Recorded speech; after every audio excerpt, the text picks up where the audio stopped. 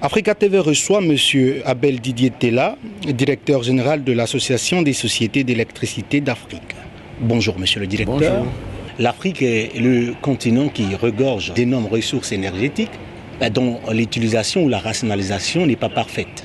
Aujourd'hui, c'est une situation qui plombe, on peut dire, le développement économique de l'Afrique.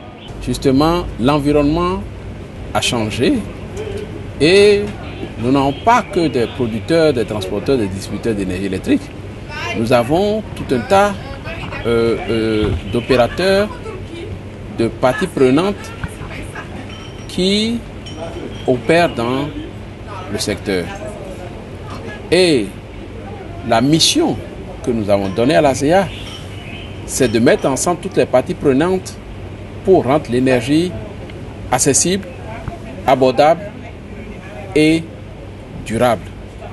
Que nous ne sommes pas en association pour être en association, mais que nous allons au-devant des politiques pour conseiller les gouvernants, accompagner les acteurs, qu'ils soient des sociétés d'électricité ou non, parce que les sociétés doivent évoluer dans un environnement qui a changé. Dans vos rencontres avec les politiques, c'est un problème que vous abordez. Mais le coût de l'électricité est toujours très élevé en Afrique. Concrètement, qu'est-ce que l'ASEA fait actuellement? Les pistes que nous explorons aujourd'hui sont tout simples. Nous ne voulons plus des géants miniers et des nains électriques. Nous n'avons pas en Afrique su profiter de cette croissance continue d'à peu près 5 à 6%.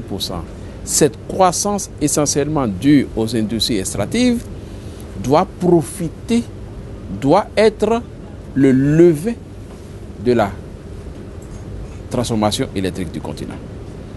Imaginez un seul instant, un pays comme le Nigeria, 1% des revenus des hydrocarbures, des mines, suffit pour développer entièrement le secteur.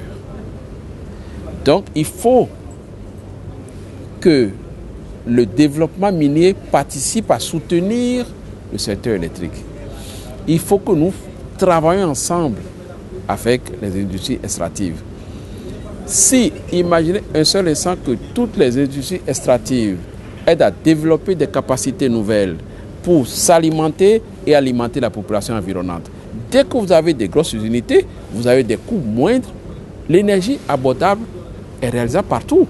Donc c'est la symbiose, c'est l'intégration de toute l'économie qui fera le développement.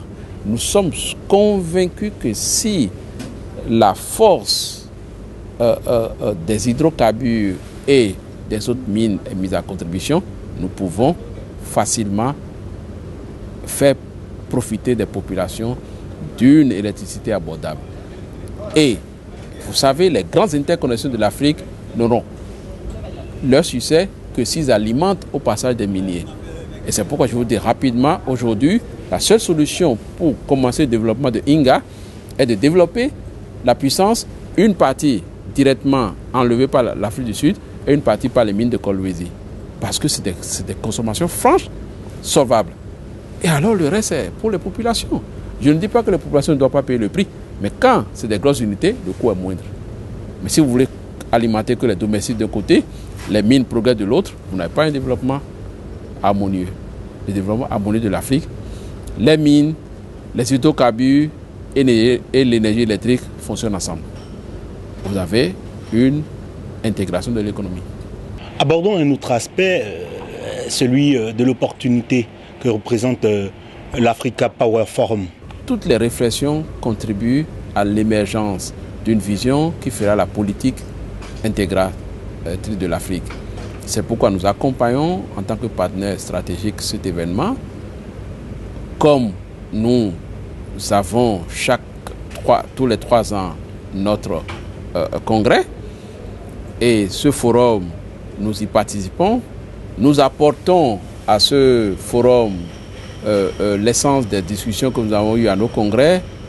Nous invitons aussi les membres qui participent à ce forum à notre congrès pour que la réflexion mûrisse en Afrique pour avoir des politiques cohérentes, pour avoir des solutions durables, pour que le développement ne se fasse pas par à-coups politiques, mais le développement soit basé sur une ligne directrice acceptée pour la durée de mise en œuvre et pas la durée de présence de certaines personnes dans une position donnée.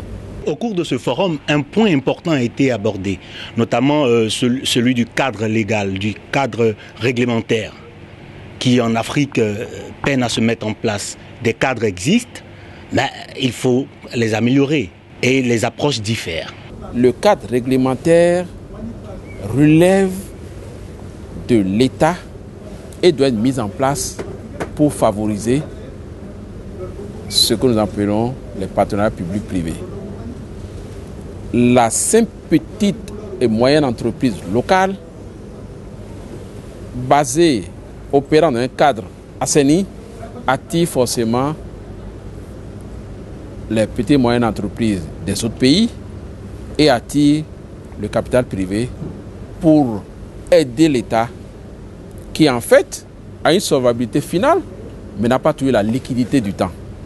Et c'est le secteur privé qui aide à booster l'économie. Et sans un cadre réglementaire adéquat, le secteur privé ne se hasarde pas là où le risque, on l'a dit, est important.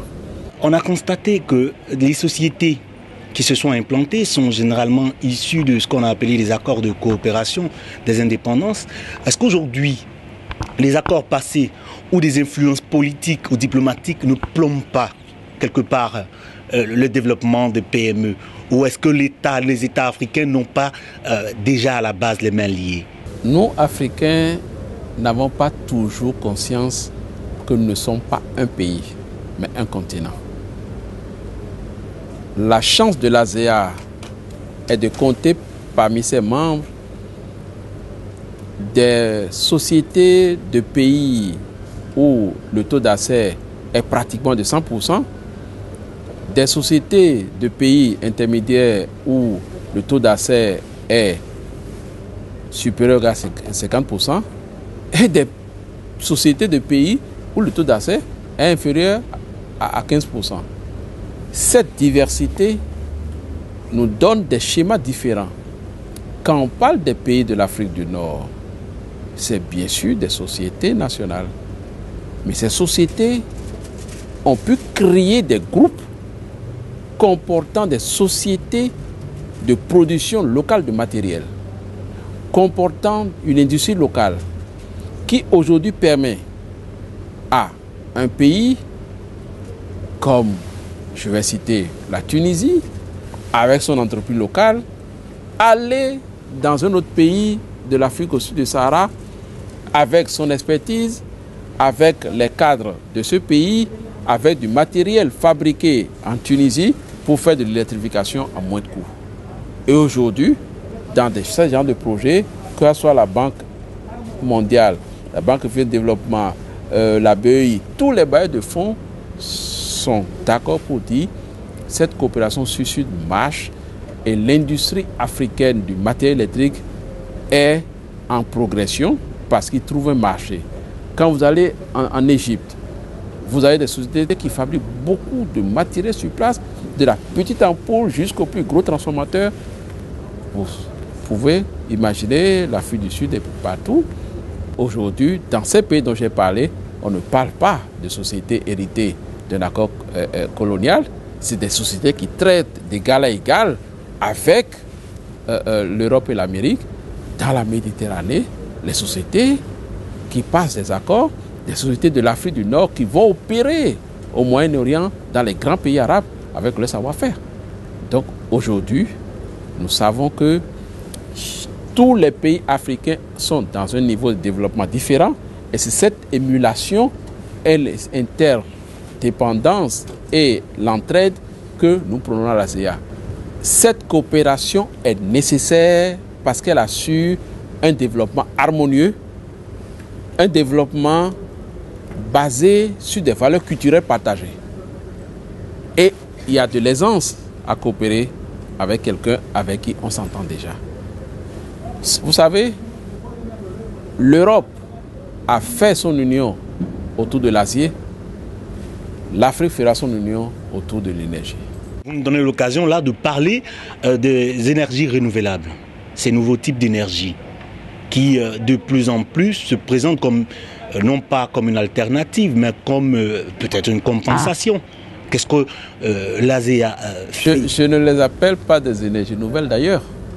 C'est des énergies, à grande surprise, je les appelle même des primaires. Pourquoi? Nos femmes séchaient déjà les cossettes de yam pour faire de la farine. On ne leur a pas appris ça aujourd'hui. C'est un secteur qu'il faut organiser. Parce que le secteur est nouveau en matière de formalisation. Mais chacun a une habitude d'utilisation du solaire, une habitude d'utilisation de l'éolienne, une habitude d'utilisation de la biomasse. Il faut les rendre accessibles.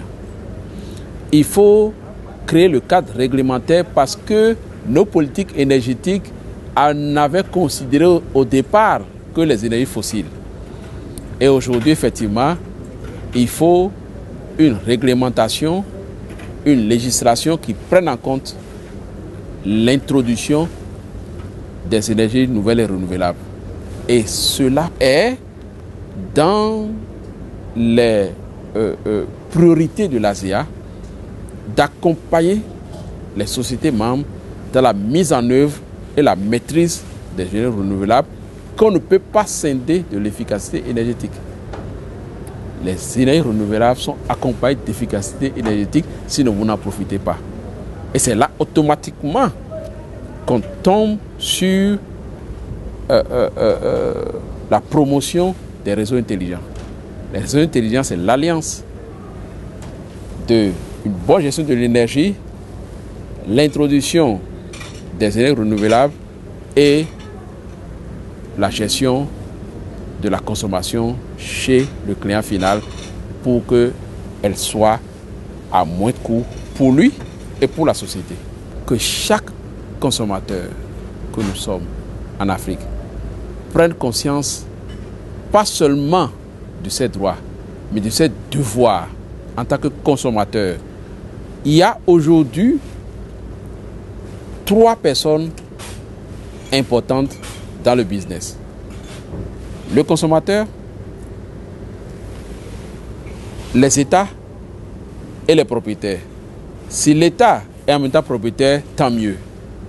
Mais il y a toujours la première personne, c'est le client, qui a non seulement des attentes, mais un comportement qui aide à ce qu'on le serve toujours mieux.